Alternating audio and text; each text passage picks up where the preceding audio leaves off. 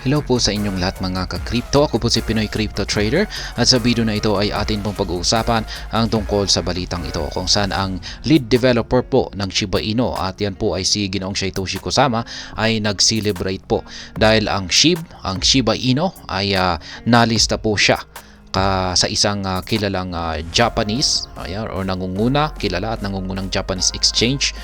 Yan, na malalaman po natin kung sino mamaya. Yan, ang maganda po kasi kung pag nalilista po kasi ang isang crypto, isang asset sa mga crypto exchanges, lalong-lalo na kung ito ay mga kilalang mga malalaking mga exchanges, ay nagkakaroon po ito ng exposure sa mas maraming mga investors at saka traders. At kung pag nagkakaroon po ito ng mas maraming mga exposures, yan, ay nagkukos po ito ng demand.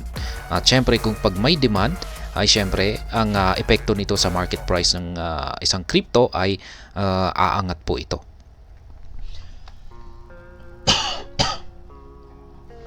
Ayan, bago po tayo magpatuloy ay nais ko lamang po munang bigyang linaw ang aking disclaimer kung saan ang nilalaman po ng video na ito ay hindi po ito isang financial advice. For education and information purposes lamang po ang layunin nito. Maliban po dito ay nais ko na rin pong magbigay babala na wala pong kahit anumang group chat ang Pinoy Crypto Trader. Yan, sabi po rito ay leading Japanese crypto exchange Coincheck has announced support for Shiba Inu. Ayan, siya po si Coincheck. Siya ang naglista kay Shiba Inu sa kanyang platform na ito. Ayan. Isa pong isang sikat at nangungunang crypto exchange sa bansang Japan. According to an announcement today, Coincheck has added SHIB to its list of supported crypto assets. With Coincheck adding support for SHIB, users can buy, sell, send, and receive the K9 Team token. Ayan. Pwede na raw po yung mga users dito kay Coincheck ay pwede na po silang bumili, magbenta, mag-send at saka mag-receive ng kanilang SHIB tokens. At yan po ang siyang nagdudulot yan sa adoption. Yan, isang adoption na rin po ito. Kasi maraming gumagamit yan para i-trade ang i-send, yan, i-receive ang Shiba Inu token. Kaya maganda po ito, may impact po talaga ito sa market price ng Shiba Inu. Gaya ng sinabi ko kanina ay nagdudulot po ito ng demand. At yung demand ang siyang nagtutuklak sa market price ni Shiba Inu para umangat. Interestingly, the Japanese exchange plans to expand its support for SHIB. Per announcement, SHIB will be added as a payment currency on Coincheck's NFT marketplace. Ayan, matindi na rin po ito. Hindi lamang yung kanyang listing sa kanyang exchange, kundi may plano na rin ang Coincheck na gamiting isang or suportahan ang Shiba Inu para magamit bilang isang payment currency sa kanilang NFT marketplace. Ayan. Magdudulot na rin po ito ng karagdagang impact. Ayan, kay Shiba Inu. Users can pay for various digital collectibles on the Coincheck NFT marketplace using SHIB. Before trading SHIB on Coincheck, users are advised to update their trading app to get the accurate price of the asset. If the Coincheck app is not the latest version, the price of Shiba Inu may not be displayed accurately. Customers using the Coincheck app are required to update to the latest version before making a transaction. The announcement read. Yan po yung actual na announcement mula kay Coincheck. Kaya yan, available na po. Pwede na pong gamitin ang Shiba Inu na pambayad. Yan, sa kanilang mga NFT, pambili ng mga NFT items or products. Ayan, yung kailangan po nilang yung mga users ay kailangan lamang po nilang i-update yung kanilang Coincheck app. Kasi bagong update po ito yung payment system na si Shiba Inu. Siguro kung pag gumagamit ka ng luma na app ay wala po sa hindi po kasali si Shiba Inu sa payment system. Pero kung pag in-update po, yan, kung gumagamit ka ng Coincheck app tapos in-update mo ito, ay saka lalabas ang Shiba Inu bilang isa sa mga payment system, payment method. Kaya yan po yung kanilang announcement na i-update lamang daw po ng mga users, yung kanilang mga customers, yung kanilang Coincheck app sa latest version. Ayan. para lalabas yung Shiba Inu na payment method, na payment option. Shiba Inu lead reacts. The addition of SHIB to CoinCheck list of supported asset steered a reaction from Satoshi Kusama, the lead developer of Shiba Inu.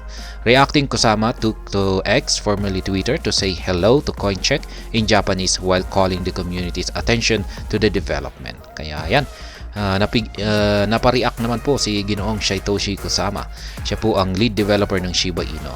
Ayan, nag-say hello po siya kay CoinCheck, yan, sa lingwahe ng mga Hapon, yan, mga Japanese. Yan, hindi po natin naiintindihan. Ayan, launched in 2012, CoinCheck is one of the leading exchanges in Japan and Asia in terms of liquidity and trading volume.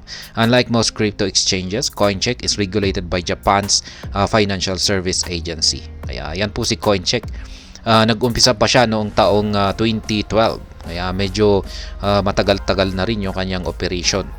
At siya po ang leading na exchange dito sa bansang Japan at buong Asia. Leading po siya pagdating po sa liquidity at saka trading volume. Kaya yan, maganda po talagang bumili rito at saka mag-trade dito kay CoinCheck. Hindi daw po tulad ng mga crypto exchanges. Ang si CoinCheck ay regulated po siya mismo sa bansang Japan. Yan, regulated ng Japan's Financial Service Agency. Besides its OTC trading platform, CoinCheck also offers other services like lending, staking, and survey service that allows users to earn crypto when they participate in surveys. Kaya yan po ang maganda rito kay CoinCheck. Meron din po siyang katulad din po ni Binance, ay meron din po siyang lending, staking at saka survey service.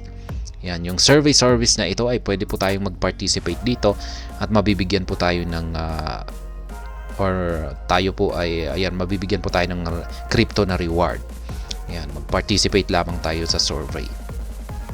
With the addition of Shiba Inu, CoinCheck now supports 30 crypto assets including BTC, ETH, XRP, Matic, Sun, and Link. Yan, meron na po siyang 30 crypto assets na available sa kanyang trading platform. At yan, syempre kasama na po dyan yung mga well-established na mga cryptocurrencies na katulad ni Bitcoin, Ethereum, XRP, Matic, Sun at saka si Link.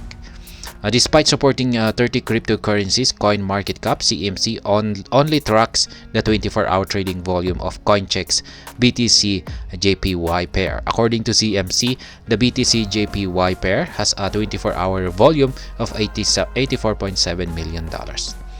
And Japanese exchange unending support for SHIB. Yan. Ang walang katapusang pagsuporta ng mga Japanese exchanges kay Shiba Inu.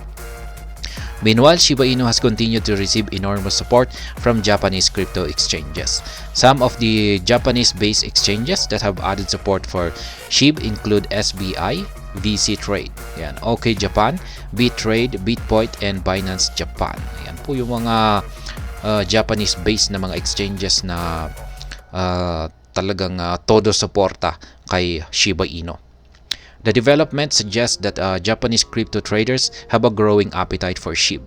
As a result, exchanges are doing everything possible to meet these surging demands by supporting the Canine Team token. Ayan. Yung mga exchanges sa bansang Japan ay talagang todo suporta po sila kay Shiba Inu. Ayan, unti-unting lahat po ng mga exchanges sa bansang Japan ay unti-unti na po silang unti-unti na po nilang tinatanggap si Shiba Inu at binibigyan ng suporta. Yan, katulad na lamang ni CoinCheck. Yan, CoinCheck na yan, siya po yung latest na naglista dito kay Shiba Inu. At ayan, talagang nagpapakita lamang ito na tuloy-tuloy pa rin ang paglago ng Shiba Inu. Yan, sana ay hindi lamang sa bansang Japan, maging sa iba't ibang bansa na rin ay ayan. At kung pag nangyari yan ay talagang magiging matindi po talaga ang paglago ni Shiba Inu sa hinaharap. At ayun, hanggang dito na lamang po tayo sa video na ito. Sana po ay inyong nagustuhan ang aking paliwanag dito. Kung inyo po itong nagustuhan ay pakiclick lamang po ang like button nito. Para naman po sa mga bago lamang dito, kayo po ay aking inaanyayahan para mag-subscribe. Pakiclick na rin po ang bell icon nito dahil ito po ang siya magsisilbing notification nito sa mga bago kong videos na akin pong ina-upload sa aking YouTube channel na ito. Marami pong salamat sa panonood. Ingat po tayo lagi at God bless po sa ating lahat.